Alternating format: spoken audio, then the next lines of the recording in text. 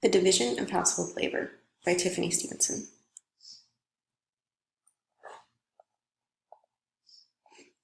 What if I told you that I have the secret to a happier marriage? How about the secret to a more fulfilling life?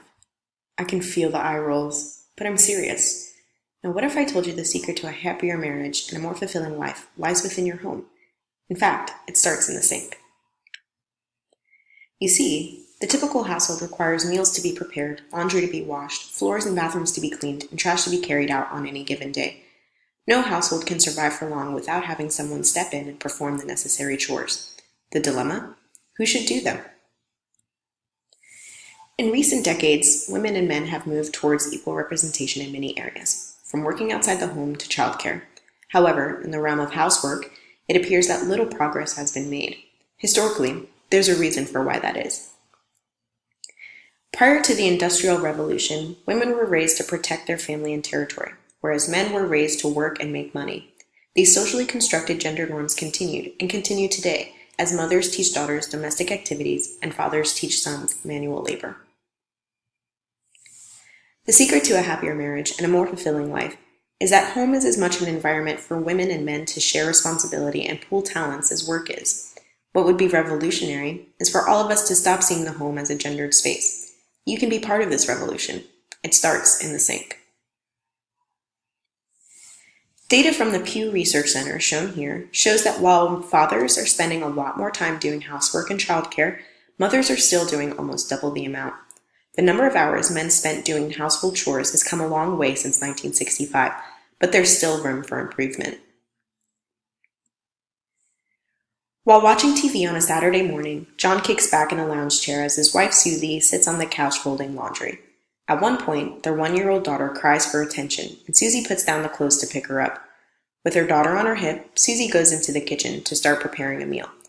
In addition to a full-time job, she handles most of the housework and the childcare, even when John is home. According to Susie, while her husband has time to pursue his own interests, she views herself as the only member of the family who must continually sacrifice her well-being for the needs of others.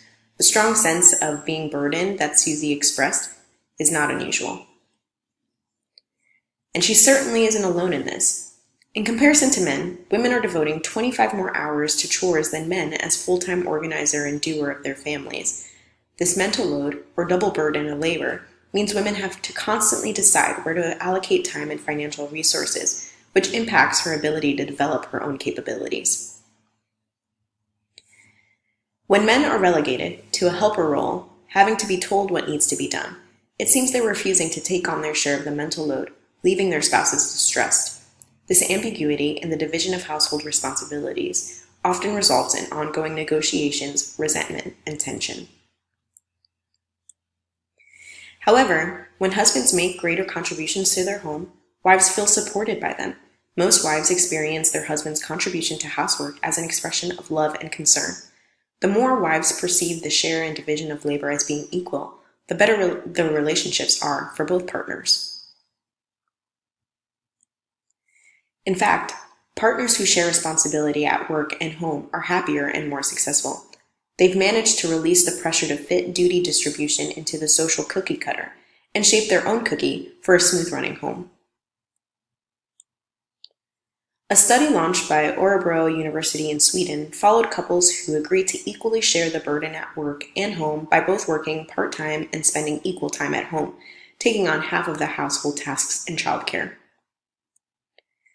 The couples reported that their decision to share responsibilities equally was not only good for their relationship, but also their family as a whole. Most interestingly, male participants did not report that their career had suffered a negative impact by them dedicating less time to work and more to home.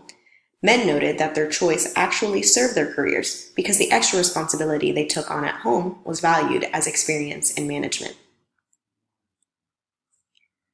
Equal sharing also puts you on equal footing in your own home. When each spouse truly owns 50% of the housework, life feels fair to both partners and both feel great about their abilities.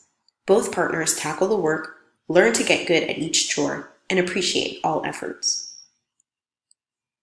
By choosing equal sharing, you get happy, intimate partners who value each other and take pride in their own competence. Susie and John as well as those living with roommates, parents, or significant others, can learn from this.